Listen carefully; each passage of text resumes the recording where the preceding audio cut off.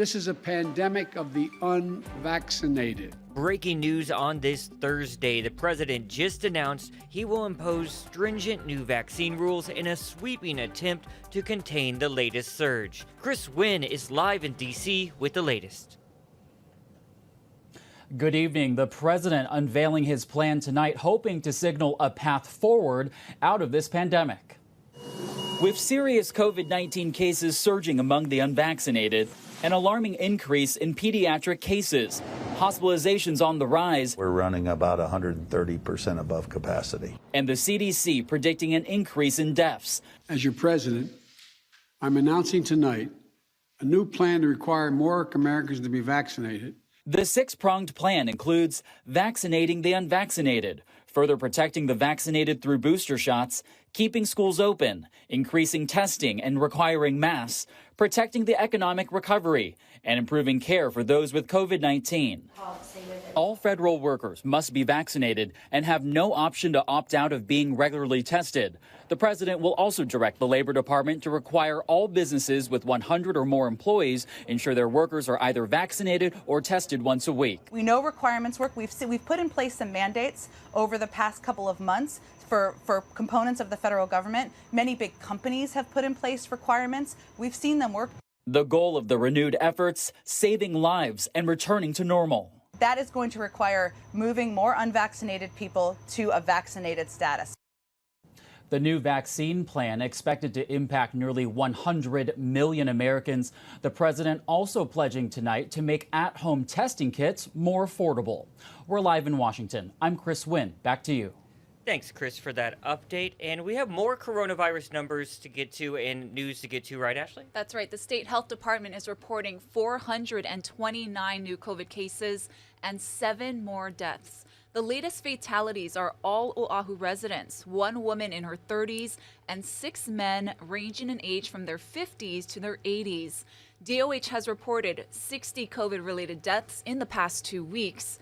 The breakdown of COVID cases by island shows 273 cases on Oahu, 63 on Maui, 52 on the Big Island, 33 on Kauai, and 8 people diagnosed out of state.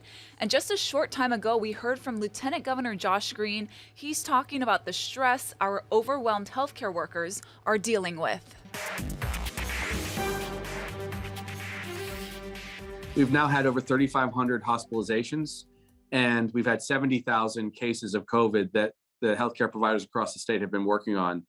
633 of our loved ones have passed away, and it's tragic. It's very difficult, of course, on the families, but it's also difficult on the nurses that care for those patients and their respiratory techs, and to the doctors also. It's very difficult. So it takes its toll physically and mentally on the teams, the healthcare teams across the state. That was the LG speaking at the Hawaii Lodging and Tourism Association's press event this morning. It was to announce a partnership set to launch called Hotels for Healthcare Heroes, a program that will provide complimentary 2-night staycations to doctors, nurses, and hospital clinical staff who are on the front lines working to address COVID-19. Here's Mufi Hanneman, the HTA president and CEO. It will be ready to go on the weekend of September 17th and 18th. We want to run it every weekend throughout September and through the month of October.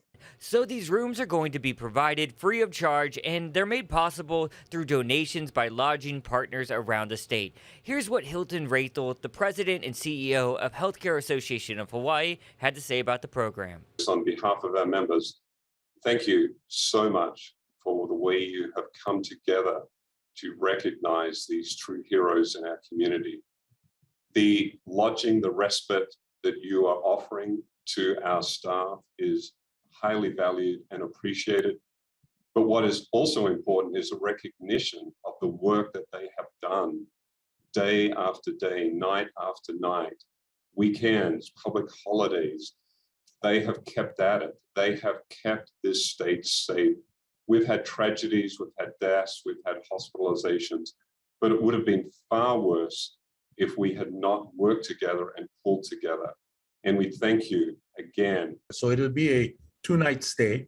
It'll be a Friday, Saturday. The process, it will be set up with working with the Healthcare Association, where the hospitals, the clinics will provide a list, and then we will take that list and then basically match them up with the hotel or resort on that island. A veteran Honolulu police officer has been put on leave without pay for defying the city's vaccine mandate. He's one of 49 city employees who could lose their jobs. Our chief investigative reporter, Lynn Kawano, has the story. HPD Corporal Mark Cutsey was pulled off the streets of East Honolulu and ordered to meet with his command. He was forced to turn in his gun and badge. He was suspended without pay and told he will be fired. Disappointed, not only in the department, chief of police, but also with the mayor. Cutsey does not want to get the vaccine, fearing the side effects. He also did not request an exemption to the mayor's mandate, saying it would be lying. I'm trying to do this the best way, with integrity. And I don't want to circumvent the system not to say to take the easy way out, but just to apply for the religious exemption, because I know personally, even though I am a Christian, I don't feel that I fall under that exemption. Cutsey is willing to be tested, but Honolulu is the only county that doesn't give employees the option of getting weekly COVID tests in lieu of the vaccine. He says he is working with Shopo to possibly file a grievance. I'm Lynn Kawano, Hawaii News Now. Mayor Blangiardi's office said in a statement, "We have said from the beginning that we do not want to fire any of our employees, but our primary goal is to provide a safe workplace for all of our employees and their families." Moderna said today it is developing a single-dose vaccine that combines a booster dose against COVID-19 and a booster against the flu. The company said the benefits of a pan-respiratory vaccine would be immense, pointing to data from the CDC that indicates there were over 400,000 hospitalizations from the flu in the U.S. in the last pre-pandemic year. The seasonal flu represents an average economic burden of $11 billion annually.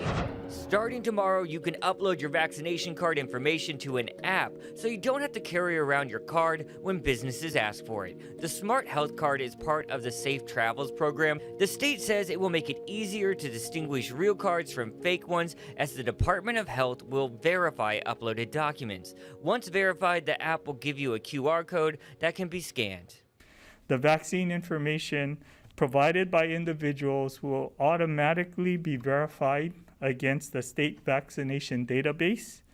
This will help prevent the use of fake vaccination cards. The Hawaii Smart Health Card is available at travel.hawaii.gov. Tens of thousands of residents from across the state who were receiving help from federal unemployment programs lost those benefits this week. Casey Lunn has more on where those claimants can turn to now. Good afternoon. It was some 35,000 Hawaii residents who lost their payments either through the Pandemic Emergency Unemployment Compensation Program, that's the program that extended federal benefits, or the Pandemic Unemployment Assistance Program, PUA, for gig or contract workers. We were able to talk with the director of the DLIR, Ann Pereira Estacio, this morning about the next steps those claimants should take. So individuals will have to come in, file a brand new initial claim. We'll look at their earnings. So we look at the last 18 months of earnings. So majority of the individuals who did go back to work after March 2020 and received earnings within at least 2 quarters of that time will then be possibly eligible for unemployment insurance benefits moving forward after September 4th under our regular unemployment insurance program. Those claimants who did not go back to work, who were furloughed throughout the whole pandemic, probably would not qualify for benefits because they would not meet the eligibility requirements for a new initial claim. We also talked to several of Hawaii's labor unions. Sergio Alcubilia from the Hawaii Workers Center says his members are still having a difficult time communicating with the office. They want the DLIR to open this unemployment office for in-person help. I think of some of the people that we've spoken to, people like Fred, who's 78 years old, he's a carpenter. Would he be able to navigate the system on his own? And those are the things that I'm worried about. Even with this new appointment system, is the system designed so that, the least capable among us would be able to navigate the system. We also spoke to Eric Gill of the Unite Here Local 5 union that represents many hospitality workers across the state. They say Hawaii is simply not adequately prepared for the cutbacks that industry might soon face. We're wondering what will happen. Certainly for workers, having not worked last year and not having the weeks of employment to build up another unemployment benefit, they're going to be hard pressed to get a benefit this time. For housekeepers like Nellie Rianante, who, like 150 of her co-workers at Hilton Hawaiian Village, were put back to on-call status, that's a tough thing to hear. If there's no daily cleaning services and those safe access and unemployment ending, so we will force to get to look for a job that is 2 to 3 times lower than what we used to. So what we're gonna feed with our family, our rent, our mortgages. There are a lot of nuances when it comes to filing a new initial claim, though many of those people that lost federal benefits have already attempted to do that. The best resource to go for help is hawaiiunemploymentinfo.com. Reporting at the DLIR, I'm Casey Lund. Now back to you. Thanks, Casey, for that update. So good to be back in the digital Yes, center welcome with you. back. You got some sun. Yeah, I got a little sunburn last night. And speaking of the sun, I just checked the temperature outside. 82 degrees so far today. It was blazing hot yesterday, I can tell you, and I had the burn to show you. Let's get a check of all the conditions outside. Here's Guy Hoggy.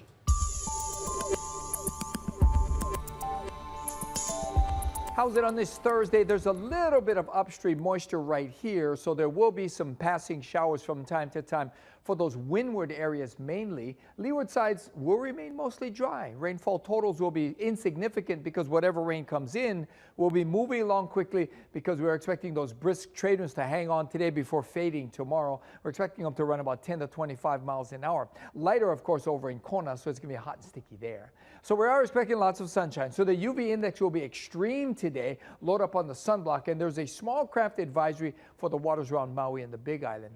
And as far as the surface go, going to be fun. We've got another reinforcement coming in today and tomorrow for South Shores. It's going to be a little choppy on the east side at about 2 to 4 feet. So beautiful trade wind weather for the next few days, although there's a slight increase in showers expected on Friday and on Sunday. And also the winds are going to be going up and down. Breezy today, lighter Saturday and Sunday, coming back to full strength on Sunday and Monday. Keep it here on Hawaii News Now. We'll have all your severe weather updates.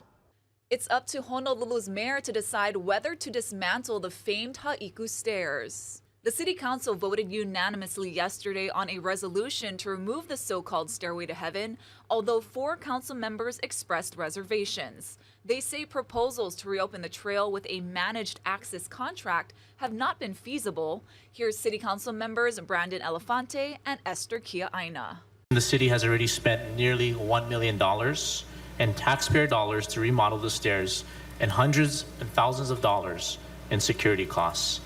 Nearly 2 decades have passed, and the various city agencies involved have not done much since then. Due to rampant illegal trespassing, Haiku Stairs is a significant liability and expense for the city and impacts the quality of life of nearby residents. The group Friends of Ha'iku Stairs is still hoping to convince the mayor to reopen the trail, with hikers paying fees to cover security and maintenance.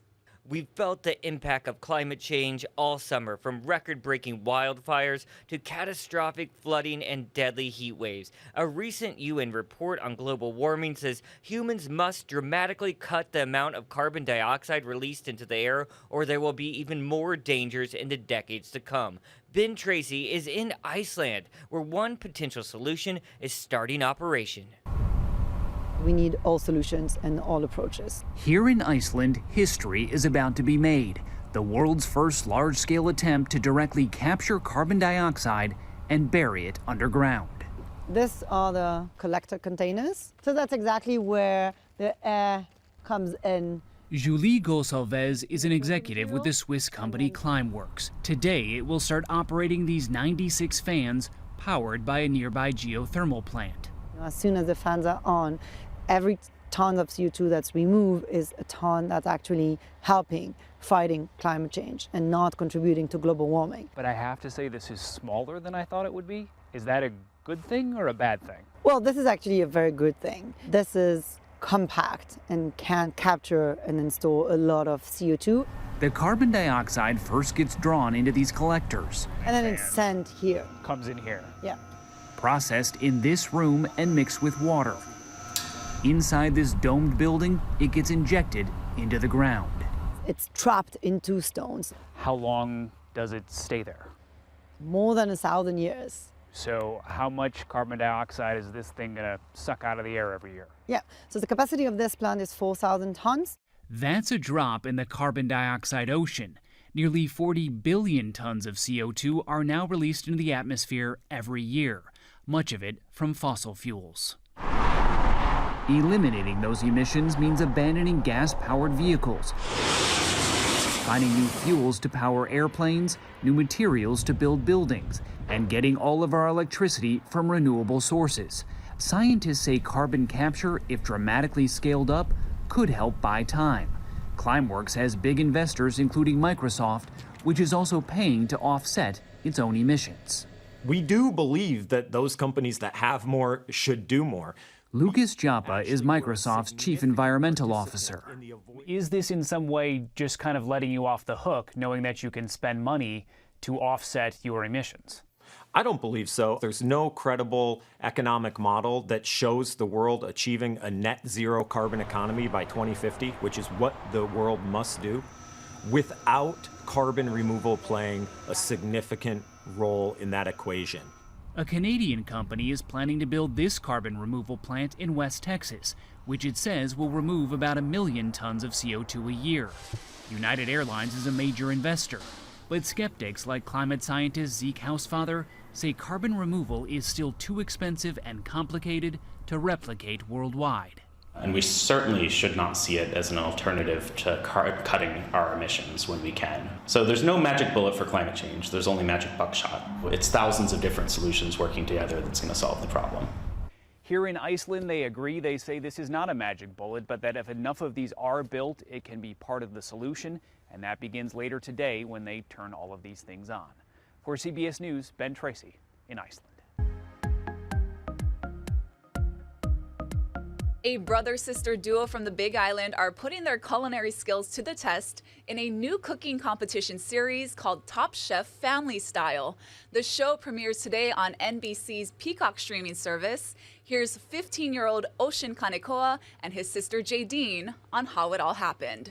A couple of chefs recommended me to go on this competition. So I looked at it and I said, yeah, I want to do it. So. Yeah, it was a process because of COVID. Everything was done virtually, but we submitted some audition tapes and, we just crossed our fingers and thankfully we were selected to be on the show. Ocean, for those who don't know about you, you have this passion for food and for cooking. What was it like for you to be selected? For me, just being selected, it was super awesome because, of course, I love cooking. It's something that I want to do in the future. So getting this experience, getting to go to this awesome kitchen with all this different equipment, ingredients I've never even seen before, it's just super cool. And it really gave me an opportunity to be creative and make dishes that I never thought I could make. There are 13 teams competing in the competition, and they're from all over the nation. There's people from Alaska, Texas, Arizona, California. And then, of course, the guest judges that came on top of there, getting to meet all these different people, different chefs, getting to get criticism from them, getting critiques, it just betters myself. It's going to be such a great season. This is the first season of Top Chef Family Style. It's a family duo, so they're really focusing on the teenager and then the adult to kind of help them along. These are kids who want to be chefs, so they treated them like chefs. What was the stress level like during the competitions for you guys? I won't lie, the stress level was kind of high because there is a lot of pressure. You're always facing either elimination or something else, and we're always just trying to make Hawaii proud and make ourselves proud more. The prize was $50,000. So it was a lot of money and there was a lot of pressure. Ocean does a good job at composing himself and his stress level. And I was the complete opposite. I was a wreck the whole time. I was supposed to be there to be his support throughout this journey. But in the end, I think he was actually the one carrying me most of the time. So it's a really fun dynamic and it was a cool experience that I think we'll never forget. Ocean, how were you able to incorporate, local flavors into your dishes, especially if there were ingredients you've never worked with before? I guess for me, whenever I'm cooking especially, I always try to keep a little bit of Hawaii with me. That's the flavors that I know. especially when it comes to like local traditional Hawaiian food. I love to cook that, but then elevating a little bit different and then using modern Hawaiian cooking, like loco mocos, the normal pokes that we have now, all these just different flavors. So getting to bring Hawaii with me to California, it was super cool. Cooking is definitely a family affair for you guys. We have to give a shout out to your dad, Jason Kanekoa, who is the executive chef at the Waikoloa Beach Marriott. Did he give you guys any advice before you left? He just told me, go do your thing, you'll be fine. But of course, he's been the one who's coached me throughout my entire life. Most of what I know from cooking comes from him. And so I'm really proud that I got to kind of represent him in a way and show off everything that he's taught me. Was there a rule that he couldn't be your family member because it wouldn't be fair, right? Yeah, there might have been a rule that he had a little too much experience. Yeah, I would say that's a good rule. Oh, yeah. It wouldn't be fair at all because Chef Jason's amazing. And, you know, again, it airs today. It starts streaming today on the Peacock, so you can watch it and see if they took home the grand prize. I was watching a lot of Top Chef on my time off. Uh-huh. No kidding. And I've never seen the kids version or the family version, so I will check it out. The first time? Yeah. Yep. Let's talk about some more food news. Do you have these Taco Bell sauce packets laying around because our newsroom is loaded with them? Well, the fast food giant wants to recycle them and refill them. What? Yep. Taco Bell is teaming up with the recycling company for the new program. Here's how it works. The empty sauce packets, you take them and you mail them back, which I have a lot of questions about that really isn't explained in here. How is there special packaging? Is sauce going to get everywhere? What's your postman going to say? But anyway, you mail them back to the company and then they will refill them. The goal is to eliminate more than 8 billion pounds of waste from these foil or plastic wrappers there. I'm not sure exactly what they're made out of either. But restaurant says they're looking forward to it to make themselves more a sustainable brand. I feel like there's a better way. Yeah, good idea, but I'm not sure if that's the way to do it. Why not just get rid of the packets altogether and just have like, you wouldn't want to do this in COVID time, but like little pump stations or embrace that a little bit more. Or like, I don't know, refillable glass. I don't know. Yeah, glass. The little packets. I just seem imagine like a the mess. mailman taking your empty packets. Okay. What'd you find? So Moving on. Amazon has announced a new perk to attract and retain hourly employees. So the tech giant is offering to pay tuition, fees, and books for U.S. workers who want to earn a bachelor's degree. The benefit extends to most of Amazon's 750,000 warehouse, transportation, and other hourly employees. Workers must be at the company for 90 days to qualify for the benefit, and they have to continue working part-time or full-time while taking classes. Now, workers at Amazon-owned Whole Foods are not eligible for the program. Other retailers like Walmart and Target have also beefed up similar college benefit programs recently. All right, we have time for one more story, entertainment news. Yes, actress Jennifer Lawrence is pregnant. The 31-year-old Oscar winner's rep says she is expecting her first child with husband Cook Maroney. Now, Lawrence and the art dealer started dating back in 2018 before getting married in October of 2019. She's best known for her role as Katniss Everdeen in The Hunger Games, and she won an Academy Award for her role in Silver Linings Playbook. Yes, great movies both there. And she's visited the islands a number of times as well. So we've seen her around the island of Oahu, especially I know there's like even pictures of her from Kahala Resort, so that were big on TMZ at the time. You guys, so good to be back with you again. That's going to do it for today's This Is Now. And I came back at a right time because tomorrow's Friday. Yeah, way to plan that. I know, way to plan that. Gotta save those vacation days, my friend. Gotta save those vacation days. Don't forget, we're podcasting all the time here still at HNN. Just search Hawaii News Now. Wherever you get your podcasts, you can listen to This Is Now if you missed the live version. We'll be back here tomorrow for your Aloha Friday. Have a good one.